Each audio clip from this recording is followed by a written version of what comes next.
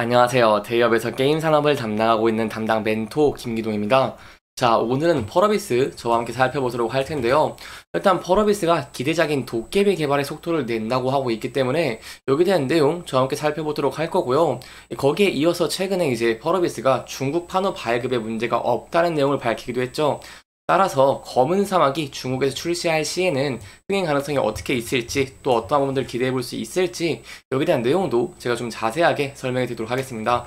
이제 마지막으로 펄어비스 같은 경우에는 실적이 긍정적으로 나오고 신작에 대한 기대감이 증가하다 보니까 주가가 견고한 움직임을 보여주고 있는데요. 따라서 이 부분에서 저희가 앞으로 어떠한 부분들을 지켜봐야 되는지, 그리고 어떠한 대응 전략을 짜는 게 좋을지 제가 여러분들에게 자세하게 설명해 드릴 테니까요. 영상 시청해 주시기 전에 구독과 좋아요 한 번씩만 눌러주시기를 부탁드리도록 하겠습니다. 구체적으로 도깨비 살펴보기에 앞서서 이러한 신작 중요한 이유 간단하게만 짚고 넘어가도록 하겠습니다. 저희가 이렇게 게임주의 반등을 위해서 비용 효율화와 메가히트의 등장 굉장히 중요하다고 말씀을 드렸는데요. 펄어비스 같은 경우에는 이러한 상황에서 마케팅비를 줄이면서 비용 효율화에 성공을 했고, 따라서 필요한 것은 바로 두 번째 메가히트의 등장이다라고 할 수 있겠죠. 그렇기 때문에 펄어비스에게 있어서 붉은 사막과 도깨비는 굉장히 필요하다는 부분 염두에 두시고 설명 들어주시면 정말 감사할 것 같습니다. 자, 최근에 컨퍼런스 콜에서 내용이 나왔습니다. 함께 살펴보면은 도깨비 개발에 속도를 내고 있는 모습을 보여주고 있고, 인게임 영상 공개도 고민을 하고 있는 상황이다 라고 합니다. 세부적으로 좀 살펴보면 펄어비스가 차기작인 붉은 사막 개발이 마무리 단계에 접어들면서요, 3인칭 수집형 오픈월드 액션 어드벤처 게임이라고 할 수 있는 도깨비 개발에도 속도를 낸다고 밝혔습니다. 일단 이렇게 앞서 말씀드린 것처럼 붉은 사막 개발이 마무리되면서 도깨비로 개발 인력을 이전해서 투입을 하고 있다라고 하고 있고요. 그렇기 때문에 저희가 붉은 사막의 개발이 막바지다라고 볼 수 있겠고, 이 두 번째로 도깨비도 기대해 볼 수 있는 두 가지의 신작 기대해 볼 수 있겠다라고 좀 설명을 드려볼 수 있겠습니다. 좀 더 추가적인 내용 설명해 드리면, 이 추가 인게임 영상 공개도 고민을 하고 있다면서도 일단은 붉은 사막 집중도를 위해 이렇게 영상 공개를 계획 중이라고 합니다. 붉은 사막 공개 후에 도깨비의 영상 공개를 계획 중이라고 합니다. 따라서 여기에 대한 영상들 제가 또 여러분들에게 계속해서 설명해 드릴 테니까요. 영상 시청해 주시면서 구독과 좋아요 한 번씩만 눌러주시면 정말 감사하겠습니다. 자, 원래 도깨비 같은 경우에는 호평을 받았었습니다. 2019년 펄어비스가 신규 프로젝트로 발표를 했고, 21년 게임스컴 이 오프닝 나이트 라이브에서 트레일러가 공개되면서 호평을 받는 모습을 보여주는데요. 하지만 개발 진척도가 공개되지 않으면서 좀 프로젝트가 폐지된 게 아니냐라는 우려가 있었지만, 현재 좀 긍정적인 모습 보여주고 있다는 부분 염두에 두시면 좋을 것 같습니다.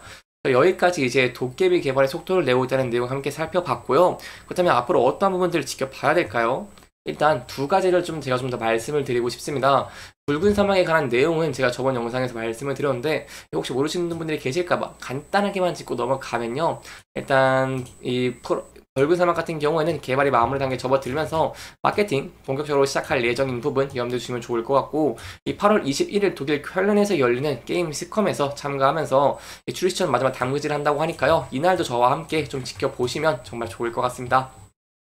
여기까지 신작에 대한 기대감도 함께 살펴봤습니다. 그렇다면 그 전에 저희가 좀 더 빠르게 기대해 볼 수 있는 것이 바로 검은 사막의 중국이겠죠. 중국 출시인데 이 중국에 지금 판호 발급을 허가를 받고 있는 상황입니다. 그래서 여기에 대한 내용 제가 좀 자세하게 설명해 드리도록 하겠습니다. 일단 여러분들에게 좀 설명해 드리려고 이렇게 좀 정리를 많이 해왔습니다.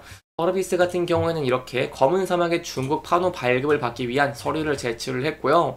이 서류를 관련 당국에 제출을 마친 상태이면서 내부적으로 판호 발급에 대한 기대가 높다라고 밝히기도 했습니다. 이러한 중국 굉장히 중요한 이유가 있습니다. 왜냐면은 중국이 판호가 저희가 한한령 때문에 많이 막혔습니다. 막히면서 20년까지 중국 정부가 단 한 건도 판호를 발급하지 않았는데, 올해 같은 경우에 이제 판호를 무더기로 이렇게 발급을 하는 모습을 보여주기도 했죠. 이러한 상황에서 판호가 막혀있는 사이에 텐센트라던가 호요버스 등을 중심으로 중국 게임 수준이 높아졌기 때문에 한국 게임이 중국에 출시된다고 해서 과거처럼 이렇게 큰 성공을 보장하는 것은 아닙니다. 하지만 저희가 기대해 볼 수 있는 부분은 바로 중국이 세계 모바일 게임 매출 중에 31.7%가 중국에서 발생을 하고 한국 게임사의 최대 수출국이기 때문이죠. 세부적으로 게임 백서에 따르면 국내 게임사의 중수출 비중 30.1%로 일본이라던가 동남아의 2배 수준이기 때문에 저희가 이런 펄어비스의 검은 사막 중국 출시 기대해 볼 수 있겠다라고 할 수 있겠습니다. 여기에 대해서 많은 분들이 우려가 있습니다. 검은 사막 모바일이 큰 흥행을 하지 못한 모습을 보여줬기 때문에 우려가 있는데, 여기에 대한 내용도 좀 설명해 드리고자 한다면요. 일단 검은 사막이 모바일 중국에 출시를 했을 때 기대감이 굉장히 높았습니다. 출시 초기에 1 매출 30억 원, 그리고 22년 1평균 매출 22억 원으로 추정을 하고 있는 모습을 보여줬는데, 검은 사막 모바일 같은 경우에는 중국 출시 첫날에 앱스토어와 모바일 플랫폼 탭탭에서 인기순위 1위를 기록하면서 좀 기대에 부응하는 이런 모습을 보여주기도 했지만, 한 달 만에 좀 매출 순위 100위권 밖으로 밀려나면서 실망스러운 성적을 거두기도 했습니다. 그렇다면 여러분들이 걱정하실 수도 있습니다. 중국에 이렇게 검은 사막을 출시한다고 하더라도 검은 사막에 흥행하지 못하는 게 아니냐라는 우려가 있지만, 여기에 대해 좀 긍정적인 면들 제가 좀 여러분들에게 전달 드리도록 가져왔습니다. 보시면 검은 사막과 검은 사막 모바일은요, 같은 IP를 활용을 하고 있습니다. 하지만 기본적인 뼈대에서 차이를 보이고 있다라고 설명을 드릴 수 있겠고요. 플랫폼별 타겟 유저층도 차이가 있다는 점을 고려해 본다면 제가 흥행 기대도 한번 기대해 볼 수 있겠다라는 부분 염두에 두시면 좋을 것 같습니다. 일단 여기에 대해서 제가 좀 사례를 가져왔습니다. 데브시스터즈가 이제 쿠키런의 회사인데요. 데브시스터즈 같은 경우도 1분기에 중국의 쿠키런 킹덤이 큰 폭으로 증가를 하면서 매출이 큰 폭으로 증가하면서 실적이 증가했고, 쿠키런 킹덤의 엔지니어 이벤트 효과와 비용 쪽에서 인건비를 줄이면서 영향이 반영됐습니다. 이게 약간 펄어비스와 제가 좀 비슷하다라고 설명을 드리고 싶은데요. 일단 펄어비스 지금 중국 출시에 대한 기대감이 있죠. 중국 판호 발급 허가를 받고 있고, 두 번째로 이제 펄어비스의 검은 사막 같은 경우에는 이렇게 10주년을 맞으면서 대규모 업데이트 예정입니다. 따라서 글로벌 유저들 현재 굉장히 기대를 하고 있는 모습을 보여주고 있습니다. 따라서 저희가 앞에서 이 데브시스터즈의 쿠키런 사례와 봤을 때처럼 이렇게 펄어비스의 검은 사막에 중국에서 출시하면서 흥행을 하는 모습을 보여주고, 10주년 이벤트로 실적이 증가한다고 한다면 데브시스터즈 같은 긍정적인 모습을 보여줄 수 있다라고 설명드릴 수 있겠죠. 그리고 또 비용 쪽에서 이제 펄어비스 같은 경우에는 저와 함께 좀 간단하게 보시면은 이렇게 마케팅비를 굉장히 크게 줄인 모습을 보여줬기 때문에 향후에도 펄어비스가 긍정적인 모습 기대해 볼 수 있다는 내용 좀 여러분들에게 설명해 드리고 싶었습니다. 따라서 이제 검은 사막 출시 후에 어떻게 될 수 있을지, 저희가 또 어떤 점을 지켜봐야 되는지 계속해서 여러분들에게 전달 드리도록 할 테니까요. 영상 시청해 주시면서 구독과 좋아요 한 번씩만 눌러 주시기를 부탁드리도록 하겠습니다. 이제 차트 함께 간단하게 살펴보도록 하겠습니다. 펄어비스 같은 경우에는 이렇게 주가가 큰 폭으로 상승을 하면서 조정이 나올 것이라는 이런 좀 걱정도 있었지만, 금일 같은 경우 이렇게 굉장히 긍정적인 모습 보여주고 있다라고 할 수 있겠는데요. 따라서 이 붉은대에서 대응 전략 굉장히 중요할 것 같은데, 제가 아까 말씀드린 중국 출시에 대한 기대감, 그리고 신작에 대한 기대감으로 주가가 상승하는 모습 보여주게 된다고 한다면, 이렇게 앞서서 차트를 크게 봤을 때 앞서 지지 저항을 받았고, 장기동 평균선과 매물대가 섞여지는 이 라인대를 돌파할 수 있을지 함께 지켜보시는 게 중요할 것 같고요.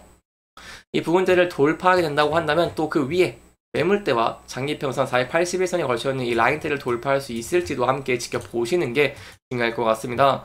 돌파를 위해서 앞선 사례처럼 높은 거래량과 함께 돌파 후 안착하는 모습을 보여주게 된다고 한다면 계속해서 상승 추세가 유지되는 것도 기대를 해볼 수 있겠죠. 하지만 항상 리스크적인 측면이 있습니다. 저희가 과거에 펄어비스의 검은 사막 모바일이 흥행을 좀 기대를 했지만 흥행을 실패했던 것처럼 이렇게 리스크적인 측면 부각되면서 하락하는 모습 보여주게 된다고 한다면 저희가 앞서 지지를 받았던 라인대, 저항을 받았던 라인대에서 지지를 받을 수 있을지 함께 지켜보시는 게 중요할 것 같고요. 만약에 붉은대 이탈하는 모습 보여주게 된다고 한다면 앞서서 지지를 받았고, 그리고 장기동 평균선 60일선과 겹쳐져 있는 이 라인대에서 지지받을 수 있을지도 함께 지켜보시는 게 중요할 것 같습니다. 이렇게 이번 영상은 펄어비스의 앞으로 기대해 볼 수 있는 내용들, 그리고 저희가 향후 지켜봐야 되는 내용들 짚어보면서 진행을 했고요. 해당 영상은 개인적인 의견이 많이 들어갔기 때문에 투자자분들의 주관적인 생각과 해당 내용을 토대로 현명한 선택을 하시면 좋을 것 같습니다. 이렇게 영상 잘 보셨다면 좋아요와 구독 부탁드리면서 오늘 영상 마무리하도록 하겠습니다. 끝까지 시청해주셔서 감사합니다.